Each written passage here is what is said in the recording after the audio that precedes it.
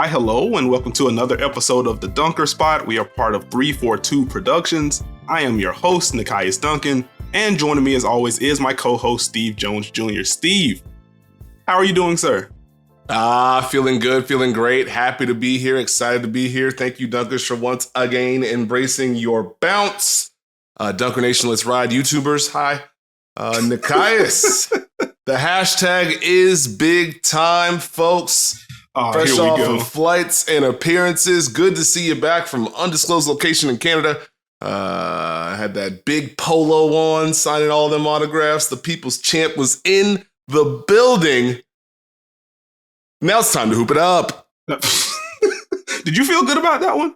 Absolutely. That's amazing. Every single part of it. I'm glad you enjoyed all of that. Yes, I am finally back home in an undisclosed location after being in Toronto for the first preseason game for the W in Canada. I had a blast, man. I had a blast. I think it was very well done. The events and the fan engagement leading up to the game, just having the giant orange statue moving around in different locations downtown for fans to come sign and meet folks and get gifts and all kind of good stuff. That was fun. Getting to the arena itself, it was packed, man. It was packed. Over 19,000 people there. The crowd was electric. They were into it. I did get a good chuckle, like very early in the game, where like, you know, the PA system, you're getting like the defense chants and stuff. It's like, oh, right. Who are they supposed to cheer for here? How exactly do we get the team-based chants here for two teams that are visiting? This is neat.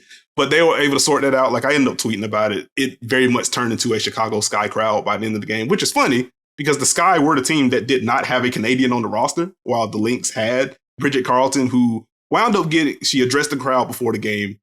Huge ovation before she got to speak. Huge ovation afterwards. Wound up getting the second largest ovation of the day. They showed Serge Ibaka in the first half of the game. He is very well appreciated in Toronto. I'll leave that there. But the game was electric. The crowd was electric. They had different shops set up around the arena to get gear. By halftime, everything was just about gone. The merch was flying. The merch was flying off the shelves. There we go. Yeah, the U.S. to Canadian conversion, it did not matter to folks. Like they were ready to spend that money and support. I came away just feeling warm. Like it was just a fun experience. It was great to see, great to be in the midst of all of that. But also, whenever we get expansion in the W, and whether that's going to be 2 teams, 4 teams, I don't know. Toronto they kind of have to be one of the teams that get one, if they're able to sort through like, you know, travel and stuff like that. But like in terms of the fan engagement and the general interest there, I think they showed out over the weekend. I'll put it there. Okay, that sounds better than what you tweeted over the weekend. What does that mean? What does that mean? It felt very Portland Fire hate adjacent. And I just wanted to put that out there. How did it feel? It hurt my feelings. It's fine. It's fine. It hurt you. See, they ain't gonna go from 12 teams to 13. Like it's gonna be 2. In theory, it could be Toronto and Portland. Like Portland is reportedly on the list of I think 10 teams. It may be 10. It may be 20. That's another discussion for another day. But Portland seems to be on that short list, so there's still time. But I think Toronto has to be one of those teams. Though they showed out. They did, and just from watching it on TV, the energy you could feel it. Did you have any thoughts about the game itself? I did.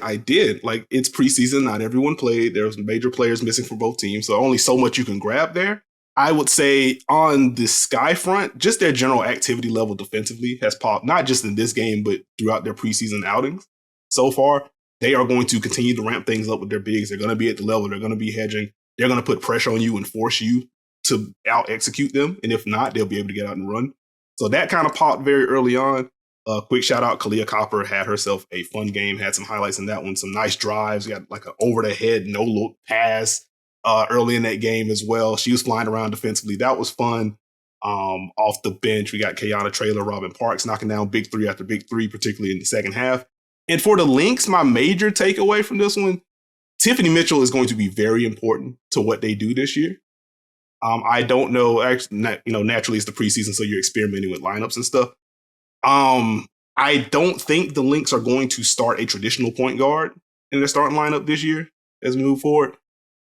That may be Tiffany Mitchell in the starting lineup. That may just her being a high minute 6 woman But her ability to make quick decisions, her ability to get downhill, very important for this Lynx team. I'm also a little bit concerned by like how important she may be to the flow of this Lynx offense.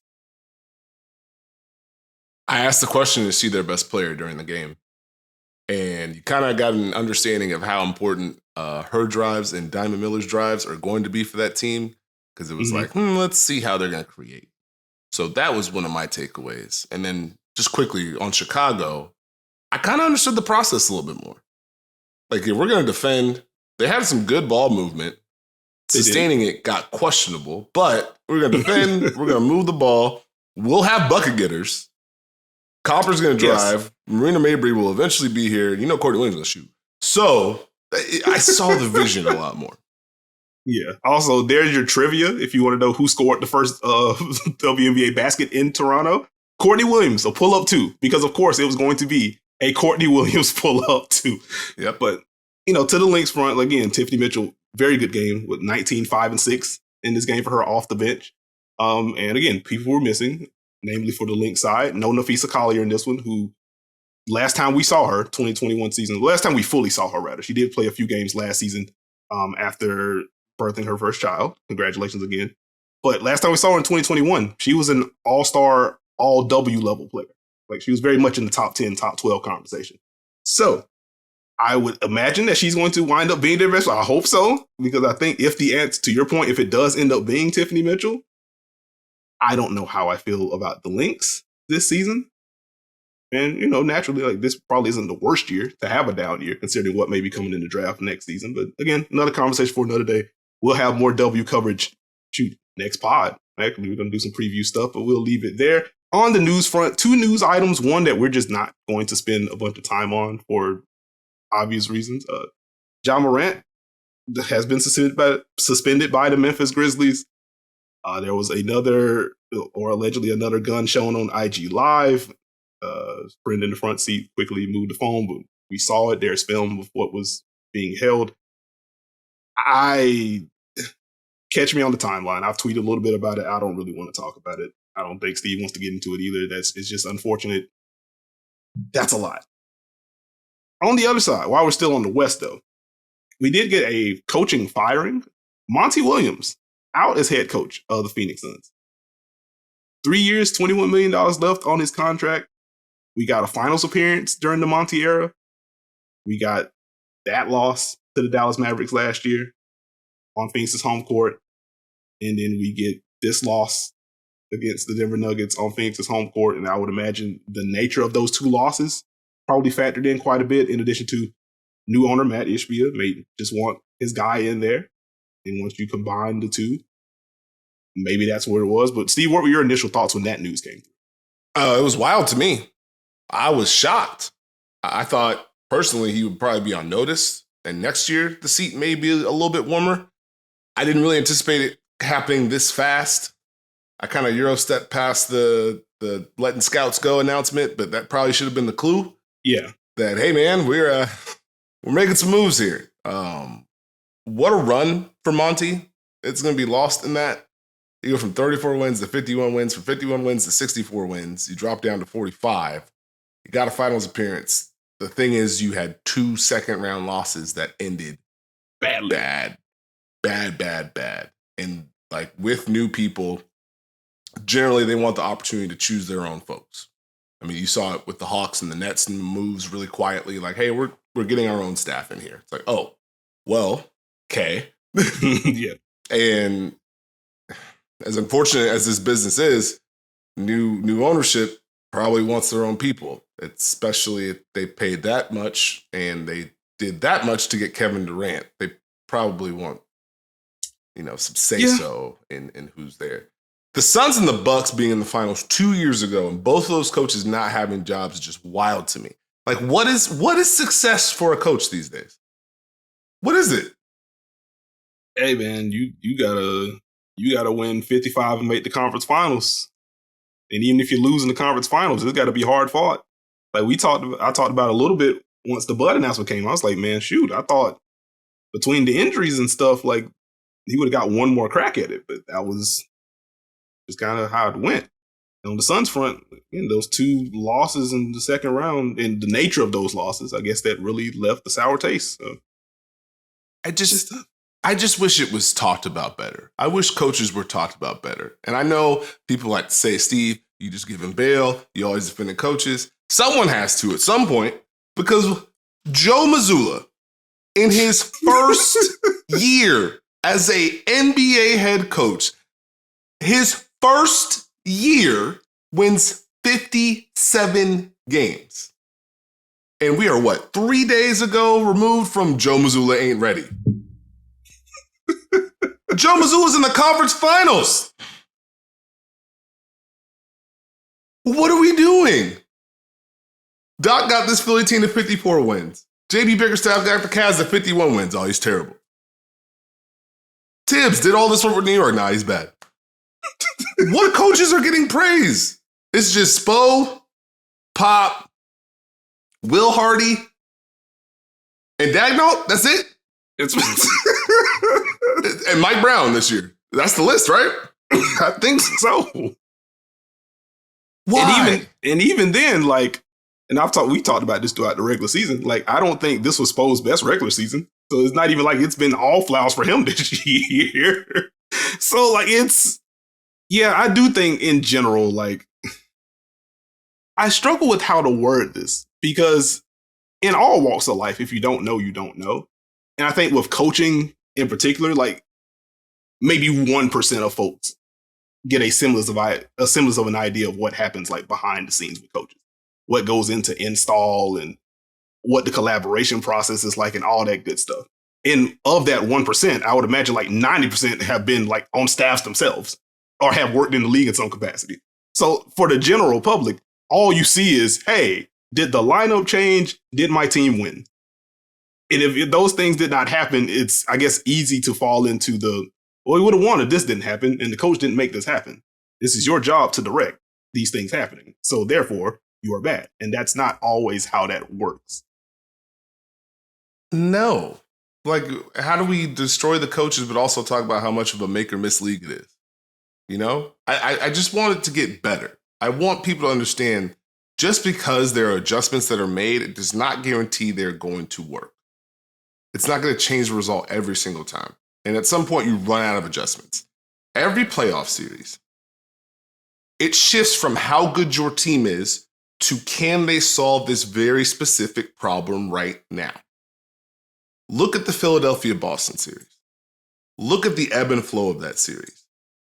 It was very much, hey, how do we get James Harden open? How do we get Joel open? Boston, how do we take that away?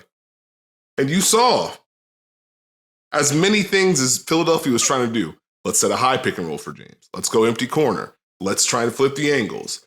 Game 5, hey, cut from the wing. Let's open up some space so that pocket pass is open. Hey, that pocket pass is open. That's great. Boston's response, Robert Williams, you guard PJ Tucker.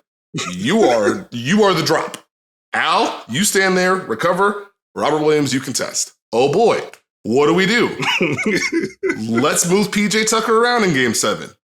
Yeah. That first quarter was the most that PJ Tucker looked like PJ Tucker in Philadelphia. That man was cutting, screening, knocking down shots, a little bit of drive and kick. That's the adjustment, though. And if you can't ultimately solve it, you lose. And sustain it, you lose. And that's okay. But I prefer you tell me what actually failed than, they ain't try nothing. Because that's not true. Golden State tried a whole bunch of stuff. Cleveland tried a whole bunch of stuff against New York. They could not move New York from their help. And they could not make enough shots to make them pay. Just watch it. Just watch the game. Please, please, please, please, please, please, please, please. I'm here for you. I am here for you. Please. Steve is frustrated. We talked about this during the watch party where it just turned into a Philly slander fest, which, again, one, jokes over facts is always funny to me, or is generally funny to me. So, like, I'd never want to be like, we should never joke at all. No player should ever get criticized. Like, that's not the point that I ever want to make. Mm-hmm. I do think once it goes into like, well, Doc didn't do anything. Like, yes, he did. Boston countered these things. And like, even to your PJ Tucker point, they moved him around the chessboard. We saw elements of that in Game 5 and Game 6 where they tried to move him around, but it really popped in Game 7 because PJ was knocking down shots, which, the players have to execute whatever the adjustment is anyway. But like PJ Tucker moves around a bit, and at the end of the day, the whole point of them moving him around is because Boston didn't plan on guarding him like that. Like, that's why he was moving. And that speaks to like a personnel issue with the spacing. Like, I saw criticisms of, hey, where was the space? Which also kind of drove me crazy. It's, why didn't Joel put his head down to get to the rim? But also, this spacing is terrible. Well, that's probably why he couldn't he couldn't dominate the paint in a way. And that's independent of all the things that Boston did with him specifically. Here's Al Horford. Here's Marcus Smart with Al Horford coming in your lap. Here's Robert Williams in the starting lineup. Boston did a lot. And with PJ Tucker and the spacing issue and Philadelphia trying to move him around, okay, let's go with more George Niang. Let's go with more D'Anthony Melton. Wait a minute, Jason Tatum has 25 in the first half. Why? He likes attacking these dudes. It also doesn't help that Jason Tatum did not care about a single thing that Boston did Philadelphia did in that game. Hey, you want to go zone? Cool. Here's this pull up. Hey, you want to go late switch with Joel Embiid? Here's this pull up. Hey, it's switching that y'all been doing? Here's this pull up. Oh, sweet. Melton? Bye. It's tough, man. It's just tough. It just kind of highlights, and I ended up tweeting about this as well. Like, Boston just had more options than Philadelphia did in terms of the personnel. And Steve, I joked with you about it during the watch party. I was like, man, Grant Williams is checking in during garbage time. Grant Williams would be what in Philadelphia? Their 6th or 7th man and just firmly in the rotation? Like, that speaks to the depth in Boston being able to, they started this series with Horford at the 5, and then they flowed into Horford, Robert Williams, a staple of the regular season for him when everyone was healthy, and definitely a staple last year. They flowed into their staple later in the series because, like, okay, well, I guess we have to do this now. Do you know how much of a luxury it is for a lineup that kicked tail and got you to the finals last year to be the back pocket adjustment in a series? That is wild. And again, I say this to highlight Boston did a lot of countering. They made good adjustments, and ultimately their players executed. And Philadelphia adjusted, and their adjustments didn't work. That's not to say, we just completely take James Harden and Joel Embiid off the hook. There were pockets of time where Joel, and we talked about this throughout the series. It can't be as much catch and hold and survey with Joel because of the way Boston was loading up. There has to be a level of decisiveness. And ultimately, if you're taking these mid-range jumpers, you got to knock them down. You did it in the regular season. Your team needs you to score. So that's not to say you can't hand wave away 5 and 18 completely in the Game 7. That's not my argument. That shouldn't be anyone's argument. With James Harden, we talked about, hey, you have to be able to get downhill. The shot making is going to have to be there. Even if they are forcing you right, there are still some layup pockets available for you based on how the team's being spaced. If you are taking these layup attempts, you have to try to score these versus trying to draw the foul on some of these. There are criticisms to be levied for both of the stars.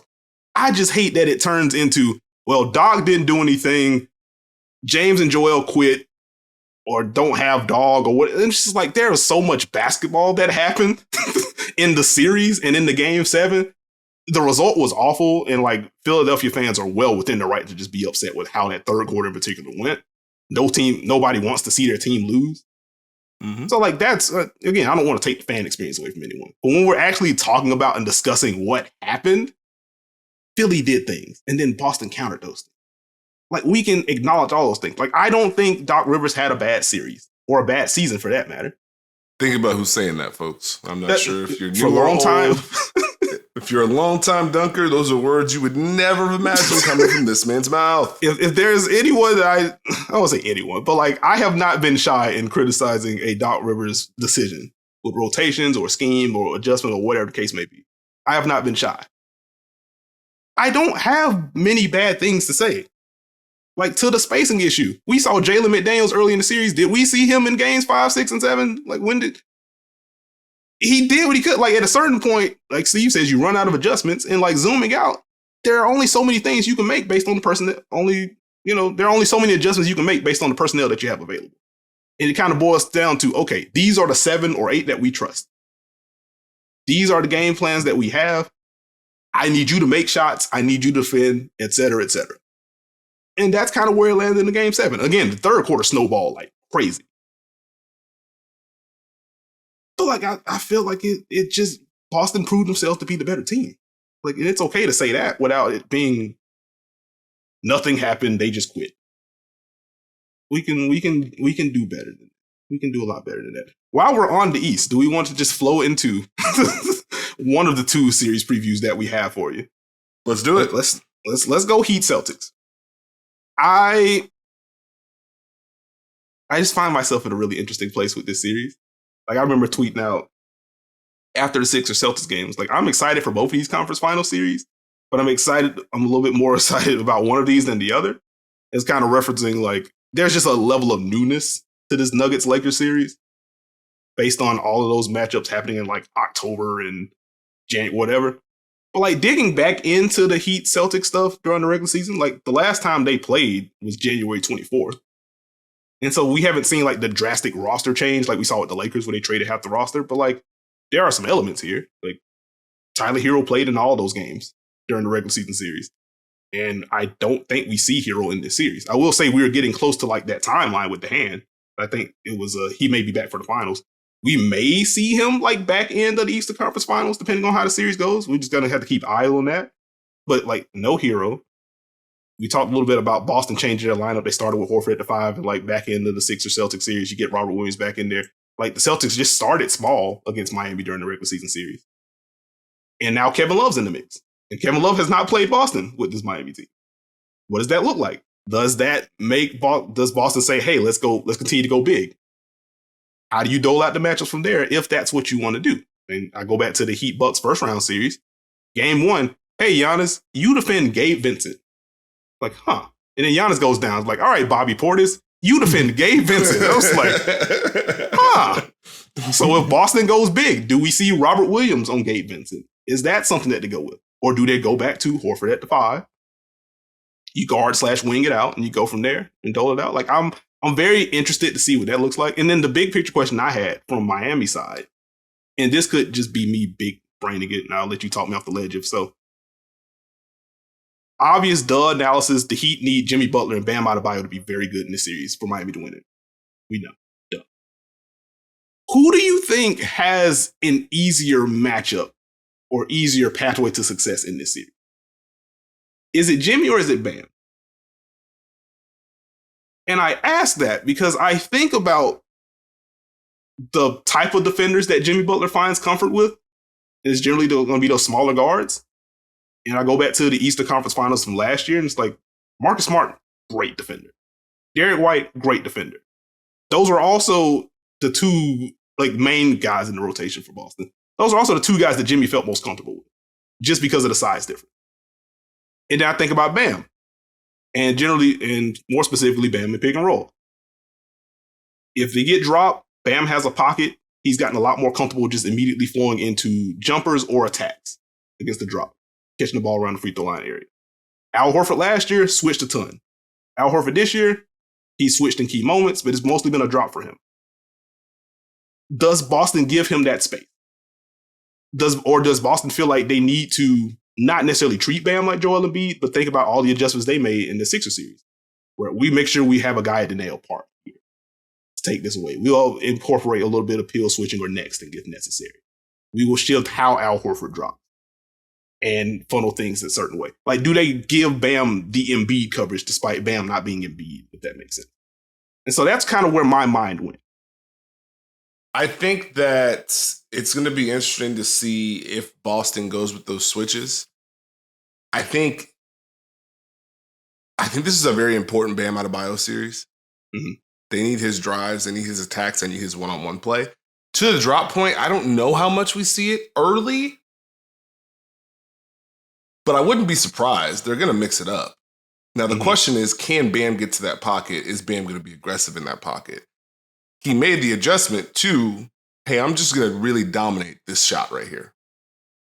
It's either going to be this one-hand shot or the little pull-up. It's going to be something here where you're not going to give me the space and I'm not going to be able to succeed with it. Mm-hmm. I think Jimmy has the matchups he likes. It's just how much attention does Boston send him? And how aggressive is he to start? Like, for me, it's the aggression from Jimmy and Bam. more than anything else that I'm looking at.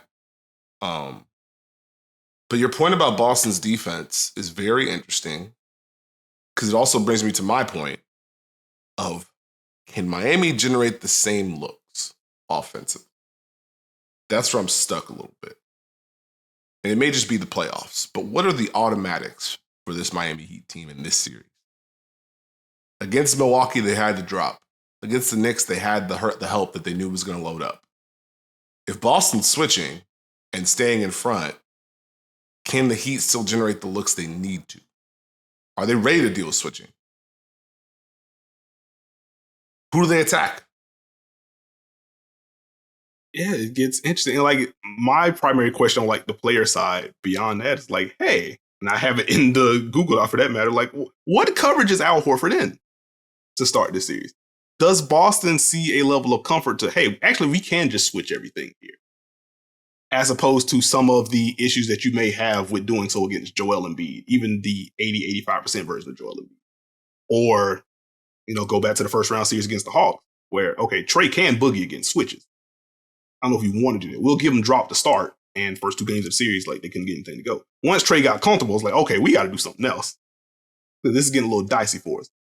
Will there be a level of comfort with the switching? I think that's a good point and a good question to ask. And I also just think about thematically with Boston, right? High pick and roll, heavy attack against Atlanta. Post up / pick and roll, heavy attack with James Harden, Joel Embiid. Miami, and this is something that you hit on throughout the Knicks series, there's a level of connectivity and flow in Miami's offense, even this version without Tyler Hero right now, to where, okay, we'll go to this, we'll now swing it here, and then we'll go to this, and then we will drive and kick, and then we'll be able to flow out of this. Like, Boston hasn't faced an offense like that, like, conceptually, in this postseason yet. And I think the closest we saw to it was the Philly series, but even then, we talked a little bit about some of the tempo issues. Ultimately, Boston was able to take a lot of things away. But, like, there's a level of snappiness in the half court that Miami has, even with this cast, that they haven't faced yet.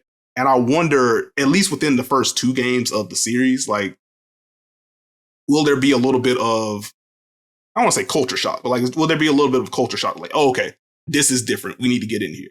And if there is that, does that give Miami to win the window to take game one or game two and flip home court and make this a really difficult series? I think it's a good point. I think it's a fair point. I think your point about Miami's movement is important because Boston has faced larger threats, some would say, just from a pure, we need to try to work to take this away. Miami has that in Jimmy Butler, but they also have the movement behind it. They have some more spacing behind it than the other two teams. Boston, I'm sure, is aware. So I guess if we're just talking through it, does Boston know what they want to take away off rip? Does Boston know what kind of shots they want to give up right from the jump? Does Boston know what kind of lineups they want to hit? I guess that's where my mind goes, where it's like, yeah, I know what Boston could do. I could see them switching. I could also see Al Horford just kind of trying to help if Miami is cutting all the time and ending up in a drop that way. So it's that balance there.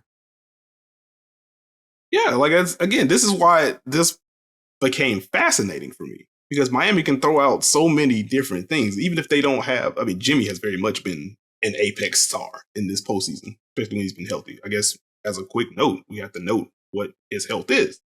I don't think the ankle is 100% still, but he's still very good. But on that front, Miami can throw a lot of different things out there. So what does Boston prioritize taking away? I think is a really important question to ask in this series. I guess from there, like, how do you dole out the matchups if you're Boston? How much cross-matching do we see in this one? And I think that would also kind of tip off what they're trying to prioritize. Like, if they come out opening tip and we saw Marcus Smart on Joel Embiid sometimes. If we just see Jason Tatum on Bam or Marcus Smart on Bam, and it's like, oh, okay, that drop that they saw in the regular season with that Jimmy Bam pick and roll, they aren't trying to give that up anymore.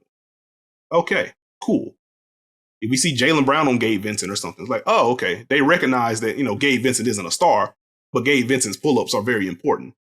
And the on-ball pressure that we saw Jaylen Brown put on James Harden throughout the second round of the playoffs, we want to simulate that. Oh, that's what they're trying to prioritize to take away. That's interesting. I'm again, like I think I'm going to have a lot of fun with this one. If you're Boston, what are you trying to attack on the other end? Because this Miami defense also isn't like anything you've seen in the postseason yet. They can kind of shapeshift. And that also just kind of brings you to a Miami question. Like, what is their scheme versatility going to be like in this series? How much like eye drop can they play in this series? Do you want to open up easy pockets for Boston? Or do you want to switch? Can you switch if you're keeping Kevin Love in the starting lineup?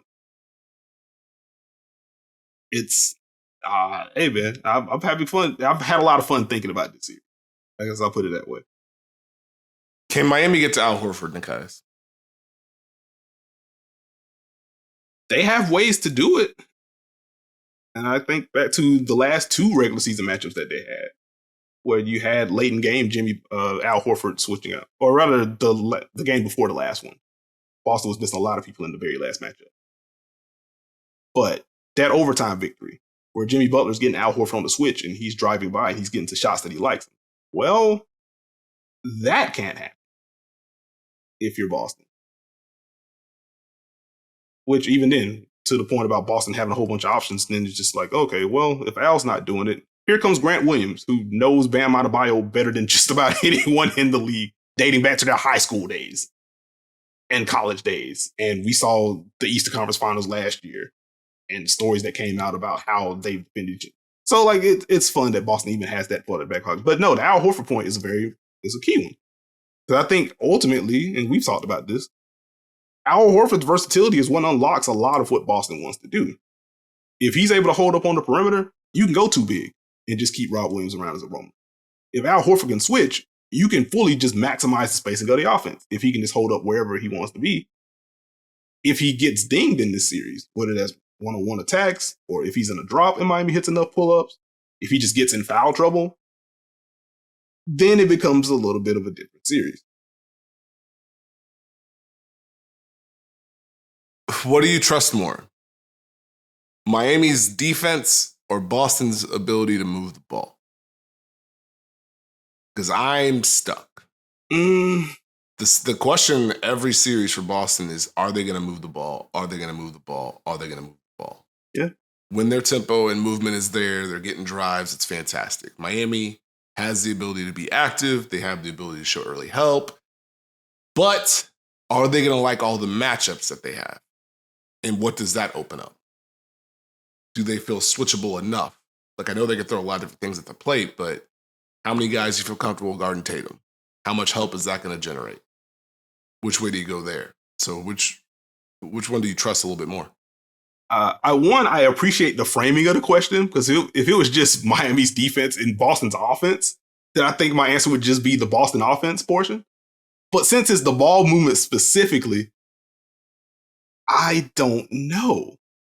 Because to the matchup point, first, very quickly, regular season series, 4-game sample, etc. Jason Tatum averaged 31, 11, and 4 against Miami. He found a level of comfort against Miami that should probably spook some folks. And I say that while acknowledging up to that game 7, like we saw what happened in game 5, game 6. He just couldn't hit anything in the first half. I don't think he can afford those kind of slow starts against Miami with how important their transition offense is generally. But Tatum found a level of comfort against Miami in the regular season. Jaylen Brown made nearly 58% of his shots in the regular season series against Miami this year. The mix of drives and pull-ups, Miami didn't have a lot of fun dealing with that. And we saw elements of that last year's Eastern Conference Finals, where the Jaylen Brown drives really became kind of like an inflection point. If he makes quick decisions and makes the right passing reads, Miami's in trouble. If Jaylen Brown gets tunnel vision or the handle is loose and Miami's able to bother that with the way that they help from the strong side or peeling the help in early, Boston's turned the ball over or they're getting into really late clock possessions and Miami's able to push from there. But those stars looked good against Miami. I think that's worth noting. And to that point, I wonder if Boston kind of not gets in their own way, but does Boston just find the comfort with, oh, that's Max Strus. Oh, that's Gabe Vincent. I want to attack this. What does that do to their flow? I guess I lean Miami's defense by default. versus like the ball movement portion for Boston. But I do think Boston has a lot of avenues to generate good shots. So I'm not saying they're going to be a bad offense against Miami's defense. But if it's just, do I trust Boston will consistently move it versus get caught in like the matchup hunting thing, even if it works?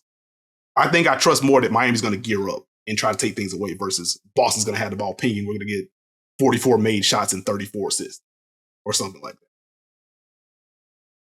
that. Okay. I figured I'd pick your brain there because that is also one of those things where I feel like it could go either way. Mm-hmm. We could see Tatum being able to get the matchups that he wants. We could see the pressure points and Miami having to make more efforts defensively. It's just, now the funny part is, I don't know why this just clicked in my brain. Do you remember in the last series when Robert Williams was just roaming off PJ Tucker? Mm-hmm. And then he did it again. Who does he roam off of this series? Yeah, like I threw out like the Gabe Vincent gambit, but like I don't even know if you can do that to the same degree. Because like Gabe Vincent is just much more of an offensive threat than PJ Tucker is. Do we see Robert Williams on Jimmy Butler? And you just turn those pick and rolls into switches. Do we finally get, as we get to the Eastern Conference Finals, we finally get the team that says we are putting our center on Jimmy. We are turning these ball screens into switches. We dare you to hit jumpers.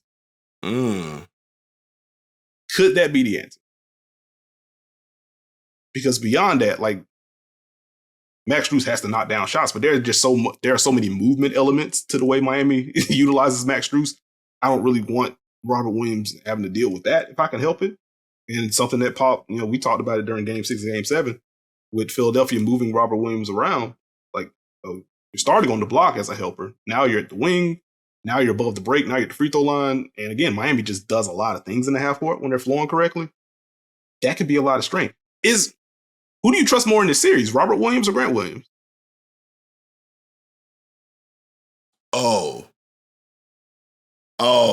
Well, I see. What a great question, Nekias. Yeah. I think, well, here's the thing. Robert Williams does his job well. How much can he do his job in this series? Or is it a Mitchell Robinson type effect? Or, hey, I'm active and trying to do this, but it's a little different this time around. Yeah. You saw how he was active and, hey, I'm going to get the help, but he had to move a lot. Robert Williams had to move a lot in this series. Grant, you need his activity. I'm gonna go Grant Williams. This feels like a we need the small lineups at some point type of series. This feels like a better matchup for him, personally. Now, does he play? I don't know. I feel like he could play 25 minutes, or he might not see that man.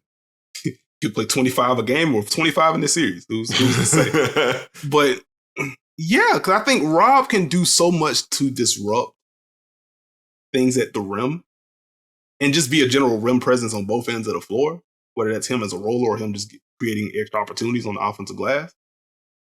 But also, if Miami's able to move him around, or just more generally, if Rob is on the floor and we know we're getting drop against him, that answers your earlier question. Can Miami find the automatics in the series?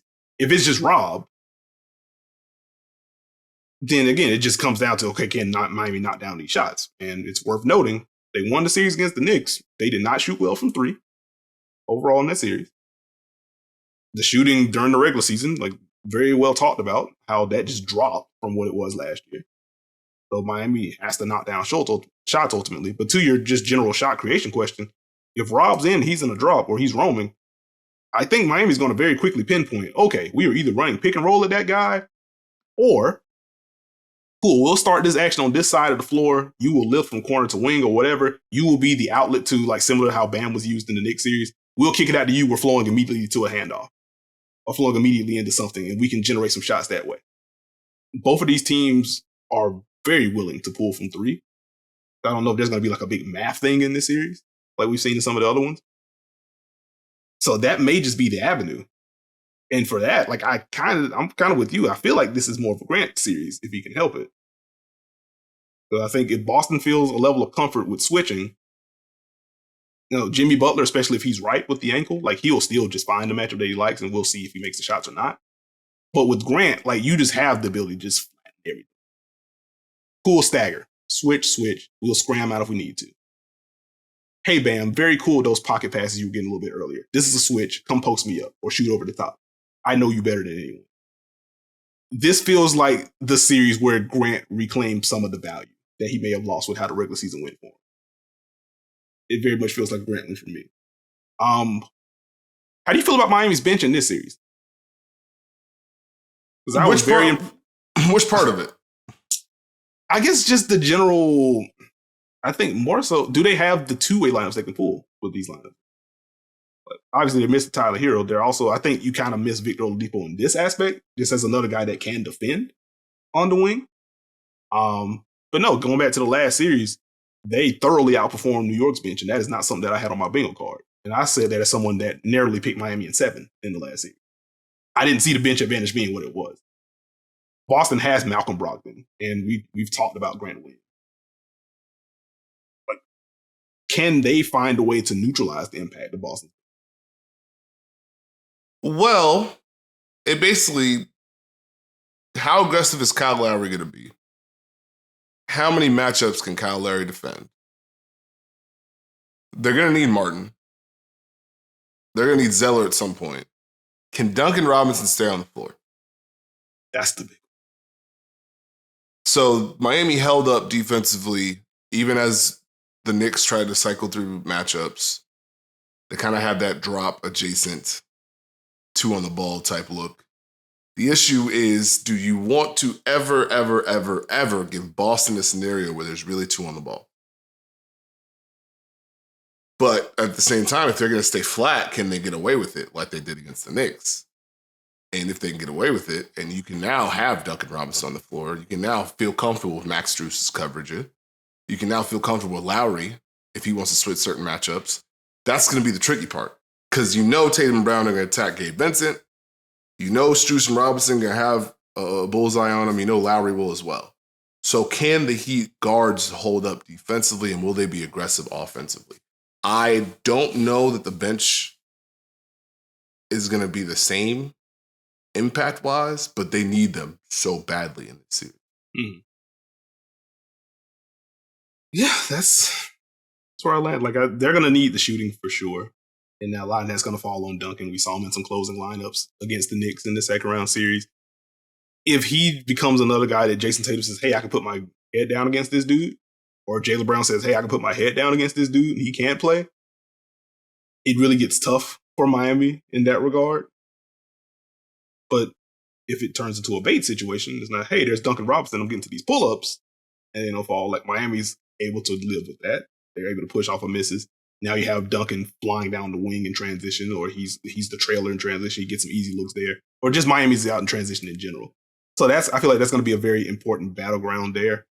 We can transition a little bit. Who are your X factors in this series? X factors, you say? Yes, I feel like the answer is just yes in this series. I don't want to be cliche because I want to just say Bam. Like, this has to be a Bam series. Obviously, it has to be a Jimmy series. We know how important he is to Miami. Bam has to show up both ends of the floor. I think for Miami, it's still Lowry. They need a Kyle Lowry series. They need a Gabe Vincent series. They need those guards to be aggressive and assertive and opening things up. Those guys can't go backwards. For the Celtics, I think it's more Malcolm Brogdon, Derek White. Which one of you? Which one of you is going to lead the dance here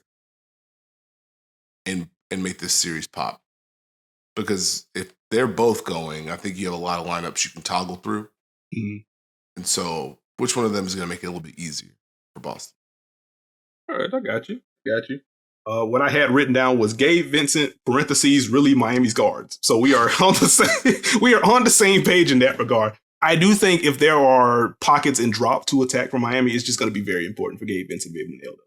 He's going to have to find, especially against this Boston team, He's going to have to find the blend between I need to stay aggressive and knock down these shots versus Gabe Vincent has taken 3 of the last 4 shots for Miami. And now Boston's on an 8-2 run. He has to stay aggressive, but he can't take over the offense trying to be aggressive. And then defensively, like in the starting lineup, he's naturally going to be the smallest guy out there. I would imagine Boston's going to try to play around and get him switched out onto Jaylen Brown. Or he might just have the Jaylen Brown assignment. He's going to end up spending some time on the Jays in the series. He's going to have to hold up, be pesky, quick hands, maybe draw a charge or two. It's going to be very important for him to hold up. And for Boston, I had Derek White or Grant Williams. I've already talked about Grant Williams and how he can impact the series. I go Derek White. Because I think very quietly, he shot very well from 3 in the regular season. Didn't super shift how teams guarded him, but they needed the shots to fall for him in addition to the playmaking and the cutting and the screening on and off the ball, and naturally the defense. He made an all-defense team this year. I think Derek White is a matchup that Jimmy Butler will like relative to what Boston throws out there. He's going to have to hold up in that match. Offensively, I will just say he has not shot as well as he did in the regular season. And for large portions of the postseason, or at least moving on from the Atlanta series, it's felt like Malcolm Brogdon has just flat out had a bigger impact on both ends than Derek White. It needs to be Brogdon and White. If it turns into Brogdon's logging bigger minutes because Derek White is being ignored from the perimeter and not knocking down shots, that's not going to be a great place for Boston to be in.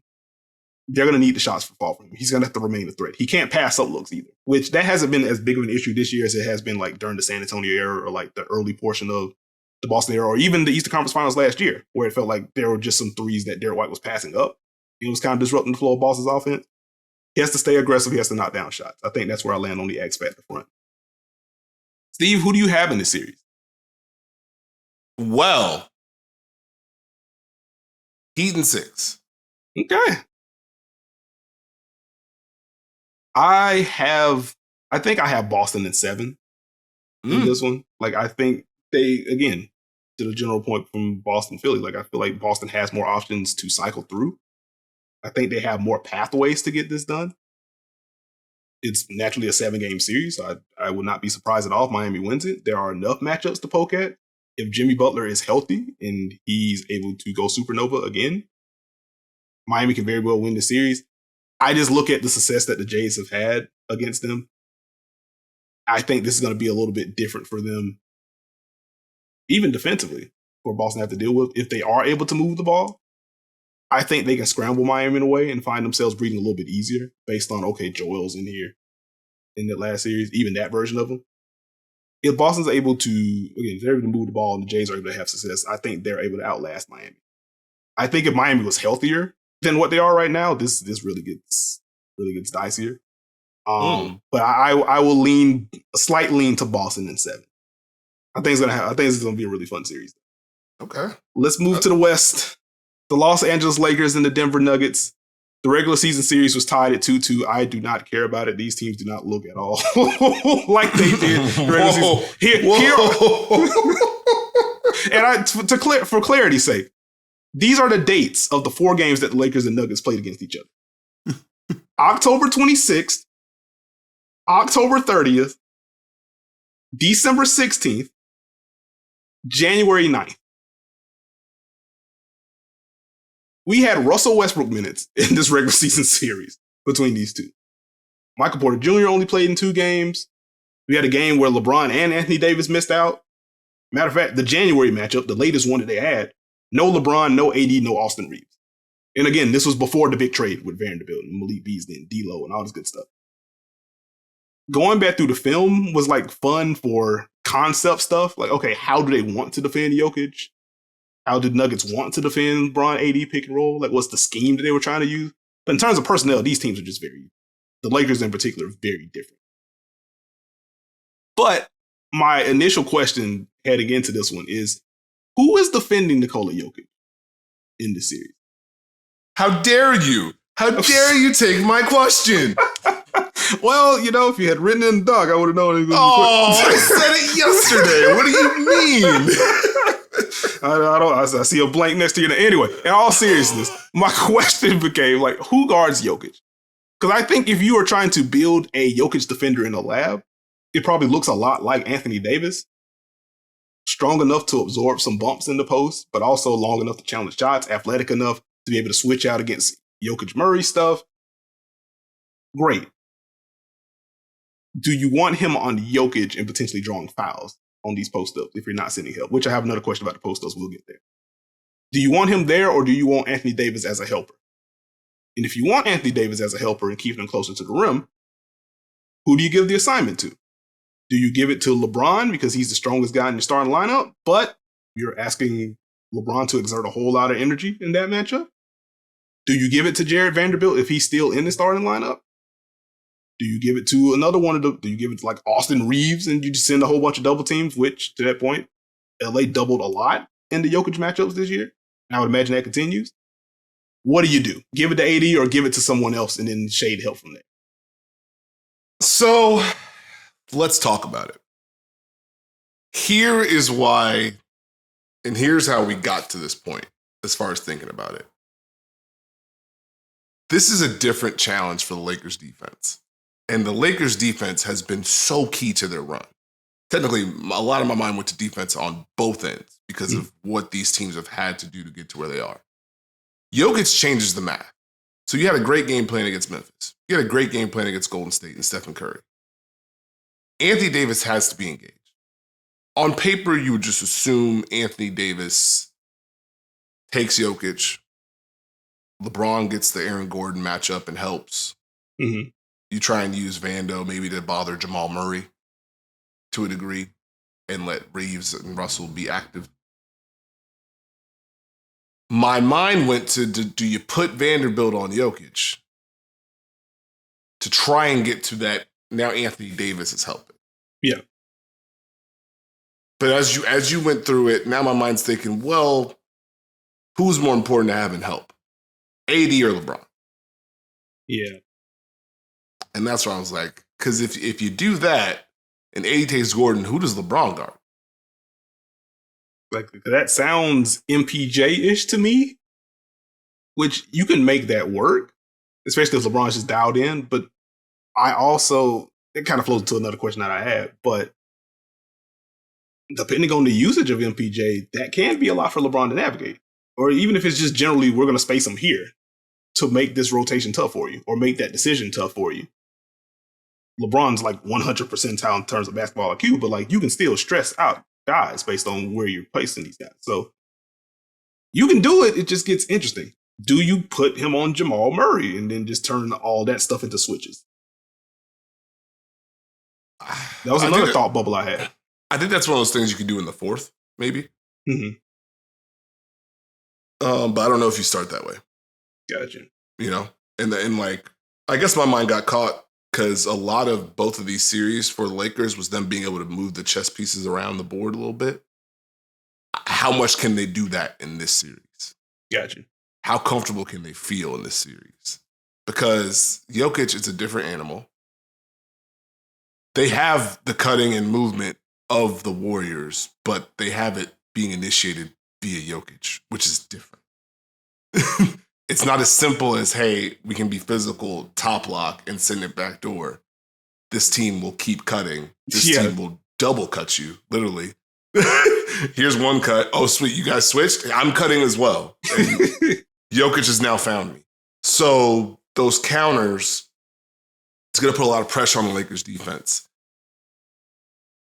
On the flip side, if you don't mind me asking, okay, Denver's defense, it's less can they hold up and more what are they going to do? Yeah. Like for me, in my opinion, I think Phoenix, and no offense, Lakers fans, please don't beat me up. Phoenix gave that Denver team an unbelievable challenge just to their overall scheme. You have to manage two on the ball. You have to manage spacing. You have to manage closeouts.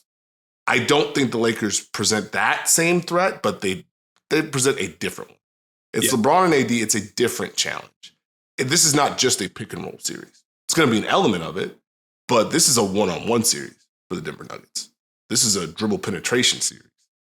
This is a pressure point series. where you're going to have to show help and recover in different ways. Is it an AD post up? Is it LeBron post up? Is it a mismatch that you don't like? Are you locked in that way? We saw in the Minnesota series that Denver is able to mix in drop. Is that something they want to go to in this series? Do they want to stay at home? Do they want to stay out of rotation? Do they want to recover that way?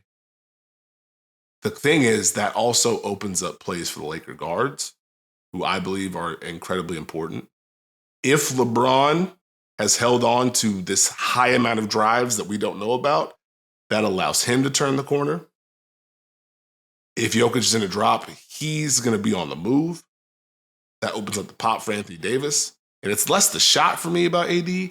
It's more, oh, wait, shot fake drive. Oh, wait, now Jokic got to recover. Oh, no, what are we going to do? So I'm trying to figure out which button does Denver want to hit to start this thing? Is that something that's popped to you? Yes, it is. And like one of the questions I had was, how do the Nuggets defend this version of LeBron? Because again, like 2 of the games that LeBron faced against Denver this year were in October. So this was whatever his turbo button started with this season, the Nuggets were able to get that version. And so to your point, being able to turn the corner, whether the Nuggets were in drop or they're at the level, LeBron just had a level of juice that we haven't seen throughout this postseason as he's later suffered the foot injury. He's come back from that. He's playing through it, et cetera, et cetera. If the Nuggets don't feel like LeBron can really turn the corner and like beat him over the head with drives, not that he can't win in other ways, he's LeBron James, but if they don't feel like he can break their defense in that specific way, I wonder if that opens up a level of matchup versatility for them. Can you afford to stick like Michael Porter Jr. on LeBron and say, hey, go under? Because we don't think he's going to drive. Not that MPJ can defend him by himself, but like conceptually, we can stay out of rotation if we do this. We can protect Jokic a little bit. We don't have to put 2 to the ball because we don't feel like the corner is going to get turned, is my general point. And that unlocks, okay, we're moving Aaron Gordon around a little bit, or we can protect Jokic a little bit. I'm curious to see what that looks like. I think beyond that, though, the drop versus at the level question is interesting because you don't want to open up things for the Lakers because of what their half-court offense has been this year. But also, if it does turn into, okay, well, D'Lo can just now flow into pull-ups and he has it going, that can be a problem. If LeBron, even if he doesn't have a turbo button, if he's able to just get somebody on his hip and just kind of lead the dance, now he doesn't have to hold down the turbo button. He just needs the burst. The adrenaline boost from 2K, if you want to go that route. He just needs short area burst at this point. All right, I'm at the 8 feet mark. Boom, shoulder and chest against Jokic. He's going to wave at me instead of contest. I got to lay up. Or I can lay this down for Anthony Davis. So I do wonder like where that goes. I think that's a very good point. It also opens things up for Austin Reeves. Since we're on the tube of the U, I have a question for you, Nekias. Okay. Whose defense do you trust more in this matchup? 1v1. Anthony Davis or Nikola Jokic? Wow. Did you feel good about that one? Very. Wow. Okay. Because, man, that's such a funny question because, like, just in a vacuum, like, duh, Anthony Davis is a much better defender than Jokic. What are we talking about? But, like, you give Jokic single coverage. He's so versatile in the way he gets it done. And, like, with AD, like, AD can't shoot like Jokic can. Like, he can put a shoulder into your chest, but he's not as strong as Jokic is. Like, I think the answer is still AD. But, like, I kind of like that question. That's an interesting one to think about. And that also just kind of bleeds into like, okay, how much help are the Lakers sending on AD post-ups, right? How much help are the Lakers sending on Jokic post-ups or Jokic ISOs? And on the flip side, how much help do the Nuggets send on the AD post-ups or the AD ISOs? It was very quiet. Like, it wasn't a high volume because I think AD missed one of the games during the regular season series, but like, it was well under a point per possession via second spectrum on AD post-ups. Like it wasn't great for him offensively. I don't. It's just an interesting battleground. Like I think both of these teams, like duds basketball, you need to be able to make shots. But just in terms of how the Lakers want to roam around with AD and how they want to send help, and with the Nuggets, their base scheme generally being put two on the ball, it's going to be so dependent on, okay, we need these role players to knock down threes. Because overall, like it's very much a battle of who wins the interior. Can LeBron put his head down? Can Austin Reeves put his head down / draw fouls? Can Anthony Davis man the paint? Can Jokic get busy on post-ups? Can Jamal Murray get downhill? Can the Nuggets dice you up with the cuts? And so winning inside the arc, or really winning inside of like 15 feet, is going to be a very important battleground for both teams. And from there, like I would imagine a lot of resources are going to be allocated to taking away those looks. So can you knock down and catch and shoot jumpers? That makes it... for yet another series, I am asking how you feel about Jared Vanderbilt's involvement in this series. Because part of what made Denver's defense work in the second round with Phoenix, like, oh, cool. Josh Okogie, very, very early on. Torrey Craig, okay. 2 to the ball, we helping off you. We don't care what you do. Let's get this ball out of the Stars' hands. We can rotate behind it. I don't know how much screener usage we see from Jared Vanderbilt. He's going to be spaced somewhere.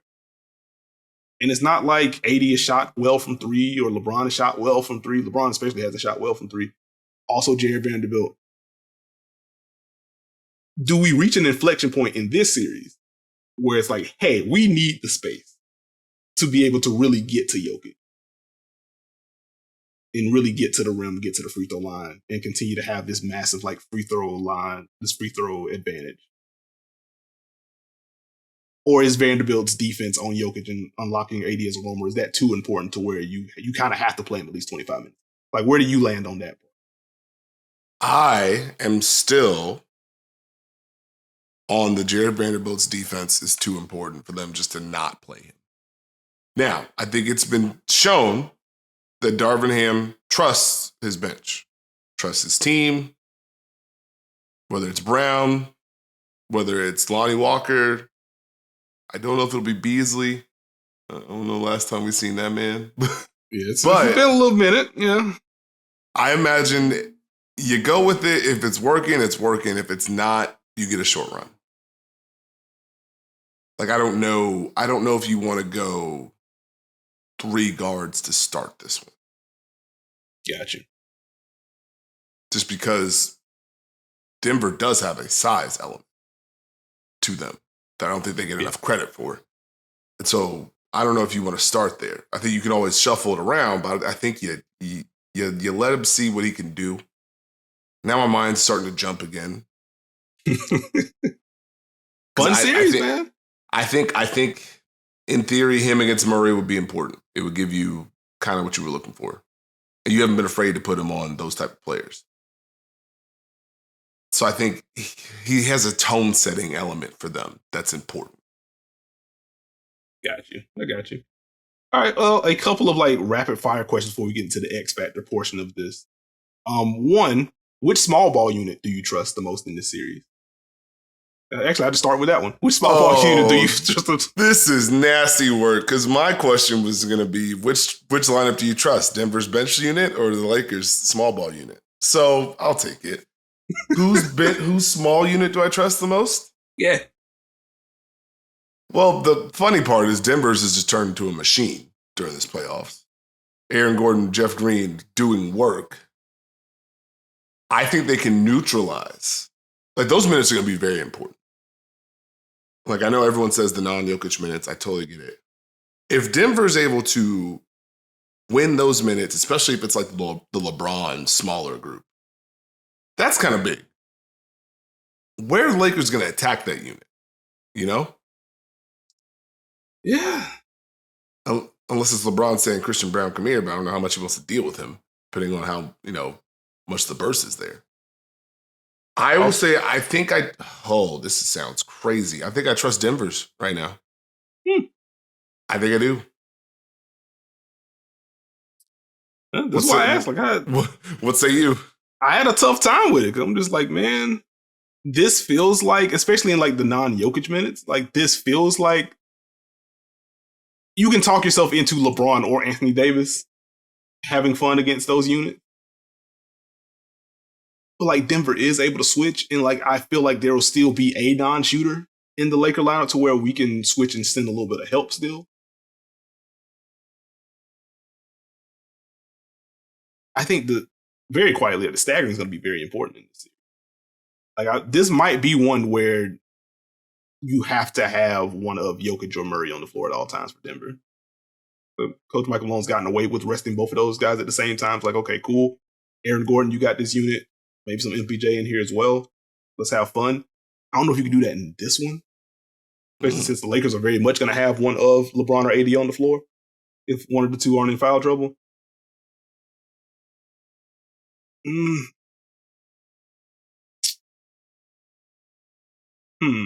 I probably lean the Lakers group. But I think it's a lot closer than people might give it credit for heading into this one. Like you chose Denver for a reason. So like I think that's going to be an underrated battleground of this series as well. Just those units. To the X Factor front, I'll go first just very quickly. Like for me on the Denver side, it's Aaron Gordon. Like I would imagine, like I think there is some scheme versatility stuff that Denver can tap into with this matchup. I think there's some matchup versatility to tap into. Ultimately, I think they do start with Aaron Gordon on LeBron. That defense is going to be very important, whether he's fighting over like he was during the regular season series or if he's ducking under and trying to stay attached. That's going to be important. Offensively, though, his usage is going to be important. Do we see the Jokic-Gordon pick and roll with Gordon as a screener? Getting that in early transition, getting some easy ones there. If the Lakers continue to double as much as they did during the regular season series, Aaron Gordon either cutting from the corner, whether he's chilling in the dunker spot, whether he's setting pin-ins on the weak side and opening things up for Jokic to make those wild skips across the court, he's going to have to nail those. If he misses those, the Lakers are going to be able to load up. And if the Lakers do go with, we will put this forward on Jokic and we need Anthony Davis to roam, guess who Anthony Davis is probably going to be guarding? Aaron Gordon, which makes the screening and the movement even more important for him to nail. Because if he doesn't, that means AD can just park in the paint and disrupt things. I think he's going to be very important. And for the Lakers, I think it's going to be Austin Reeves. I think he's going to be the X factor for me. I was thinking about D'Lo. Like, that seems very obvious. Like, obviously, the pull-up's going to have to go for him. But Austin Reeves, though, like, as we have the questions, or at least I have the questions about, okay, what is LeBron going to look like as a driver specifically? Austin Reeves kind of represents the starter that can just put his head down and get downhill and or get to the free throw line. And I think getting Nugget players in foul trouble is going to be very important in this series, particularly Jokic, if we can draw some on him. And then defensively, I would imagine he gets the Jamal Murray assignment to start. And Austin Reeves has had a pretty solid defensive postseason this year. He's pretty good at navigating screens on and off the ball. And the off-ball portion is going to be important, considering how often Jamal Murray's coming off a handoff, or just some of the actions that delete Aaron Gordon a screen for Jamal Murray, or Murray a screen for Gordon, then pop up. They just move him around the chessboard. Austin Reeves is generally a good chaser. He's going to have to hold up, because if he doesn't, the Lakers can bring in then a shooter, and he can do a lot of screen navigation stuff. You lose the size there, which limits a little bit of the switchability, or at the very least, it's going to be like a switch and then scram or switch and then double. And ultimately, if Denver has you in rotation, you got two on the ball, you are in trouble. So I think Austin Reeves is really going to have to hold up in this one. What say you? I've said it once. I've said it twice. I'll say it again. The Laker guards. They got to show up and play. Schroeder, Russell, Reeves, all three are going to have to be able to make those plays. They're going to have to be able to attack and drop. They're going to have to make shots, play loose in transition. They're just a key function. You have what LeBron does. You have what Anthony Davis does. Those guards have to fill the gaps. For Denver, buddy, it's weak. But this Jamal Murray has to be the guy in this one. And like, I know he's not X Factor adjacent, so I'll try and throw someone else out there. No worries. But they need Jamal Murray. He's going to have to be able to make plays. You have to hold up on the other end of the floor, because secretly, LeBron may choose to attack him. Yeah. We haven't seen Jamal Murray stressed in that kind of way yet in these playoffs. So he's going to have to hold up his end of the bargain. I probably would say KCP, honestly. His aptitude has been important. His shot making is going to be key. So that's who I would throw out there. Okay, I got you. Series prediction, good sir. Who do you have? Nuggets in 6.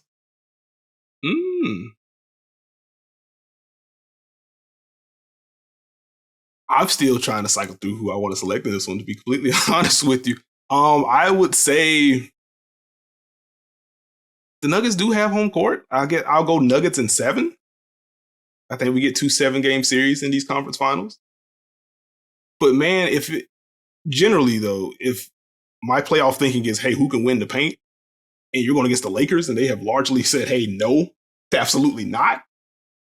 Like, this would favor them in this kind of series.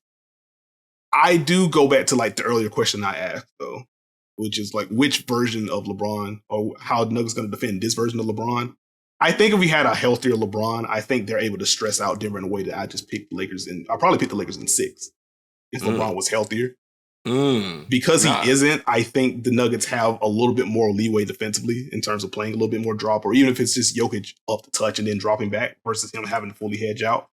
I think they can be a little bit more conservative against those ball screens, which very quickly per second spectrum, over 1.5 points per possession on trips featuring a LeBron AD pick and roll during the regular season series.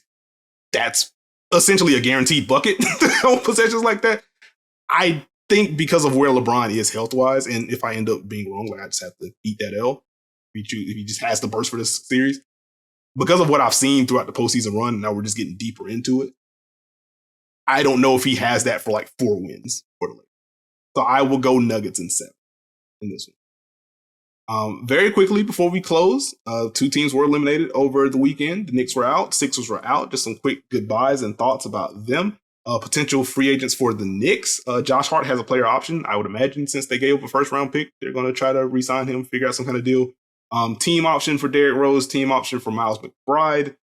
How do you feel about the Knicks moving forward? Any big moves you'd like to see them think, or is it just kind of building on what they have? I think you know what you have. I think getting Josh Hart was really important. I think structurally, the contributions you got from him and Grimes were really big. You know that Jalen Brunson has checked off that box for you.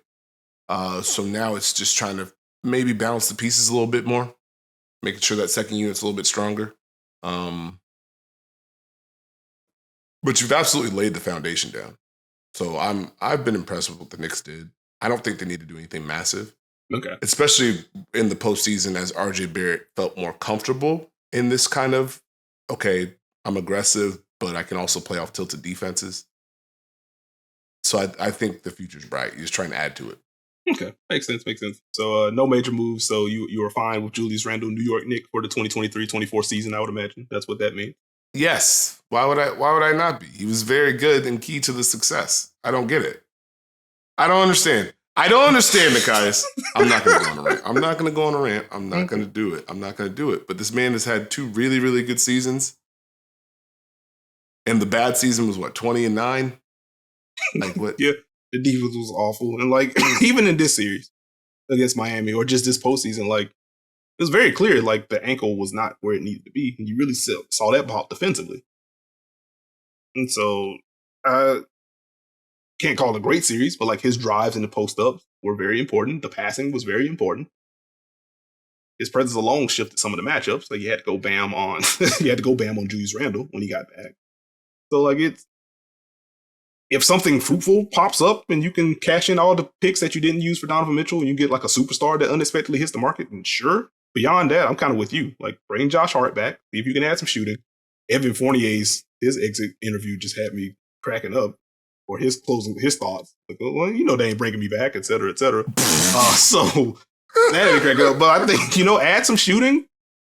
Build on what you have. You have a star in Jalen Brunson. You have an all-star in Julius Randle. Like, have some fun with that. On the Sixers front, this is where it kind of gets interesting. Because earlier today, we get to, I guess, the report from Woj, I guess he was on on some ESPN program saying like James Harden's very serious about Houston. We've heard the Houston rumbling since literally Christmas, which was a fun one to break that one on the pregame show. But Harden has the player option. We will see what that looks like. George Niang, unrestricted free agent. Jalen McDaniels, Shake Milton, Dwayne Dedman, also unrestricted free agent. Paul Reed, restricted free agent. Matt McClung, also restricted free agent there.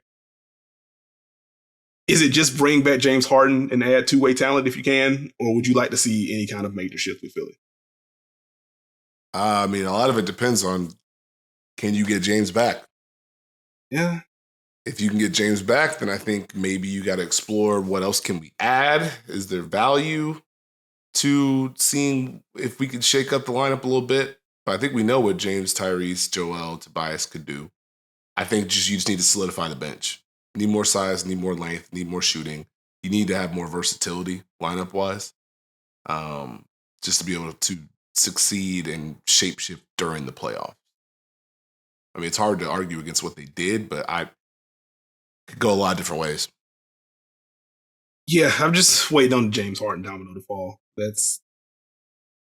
He talked about it a little bit, like, hey man, I did give up money here. I think I deserve a little bit more credit for doing that, which funny on his own right. But he did do that. Now he has the player option. He's coming off a year where he led the NBA in assists, kind of reinvented himself inside the arc with all the pull-ups and step backs. He's still very good. Like, he would have made my all-NBA team if I had a ballot. Philly's got to bring him back, because if you don't, like, you don't really have a way to replace him. I do think you said on that front about trying to maybe reimagine the roster if you get him back. I guess even then, that still just boils down to like who pops available. Like, I don't think you move like Tyrese Maxey at all unless you feel like there is a capital S superstar available that you can headline a package with him. Do you do anything with Tobias, who just mostly had a quiet, I'm not going to say bad, but had a quiet postseason? Like, is that the salary slot that you try to move around to, improve the depth, improve the bench, give you a little bit more line of versatility? Like, maybe. It's been a weird place with Tobias because he very quietly became a very important part to Philadelphia's defense, but I also feel like that's part of the problem with their roster construction, that he's this important to their defense in the wing matchups that he has to take on. But yeah, I think that's kind of the move if you're going to make one, to really shake things up. Like, see what you can get for Tobias. Can you turn the 10 into 2 5s type beat and improve your versatility that way? Other than that, good season for Philly. We talked about the coaching stuff up top. Like, I think Doc did a good job. Joel won MVP. James Harden was very good. They lost to a better team in Boston. Like, I don't think it has to be sky is falling. But I'm also not a Sixer fan, so like there's just a whole lot of context there that could add to those feelings. So I don't want to dismiss those. But that's where we land, and I think that's where we land with the pod. So thank you for listening to this episode of The Dunker Spot. If you have not already, please subscribe to us. We are on Apple, Spotify, Google, Stitcher, Podbean, wherever you get your podcasts. You can find us. You can follow me on Twitter at Nekias NBA. You can follow Steve on Twitter at SteveJones20. Join the Dunker Spot community on Twitter if you haven't already. We're having lots of fun discussions in there. Rock with us for these Dunker Spot online watch parties. We're having plenty of fun there. We are going to be hosting one for the draft lottery on Tuesday night. So if you want to rock with us, see how those results pop out, sign in, sign up for it. It's free, no shenanigans whatsoever. We'll have the link in the description. And for the audio listeners, it should be hyperlinked. So you just click on that, sign up. If not, copy and paste the link, put it in your browser, sign up. It's free. It's easy. No shenanigans. Naturally, if you're watching this on YouTube, subscribe to JJ Reddy's YouTube channel. You can see us and see a whole lot more of JJ. It is his channel. But with that, we'll catch y'all later in the week. I'm the dude on the left, and I'm out.